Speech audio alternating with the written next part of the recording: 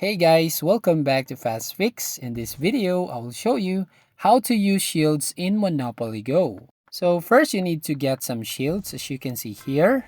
So every time you are playing and get some shields, it will add up to your items right there. As you can see at the top right of your screen, some shields.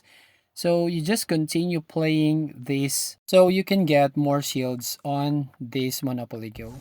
Now, if you get some shields right here, so for example, if you get and collect some shields and they are trying to attack your place, as you can see, for example, let's see a example here if they attack you. So here on the shutdown, so if they attack one of the buildings here, your shield will automatically defend your building. So that's how you basically use that shield. So get some more shields while you're playing here on Monopoly Go, and then it will automatically defend you if they are attacking your place right here. So that's how you basically use that shield. So if you find this video helpful, please consider to like and subscribe to this channel, and don't forget to hit the notification bell to notify you on the next video.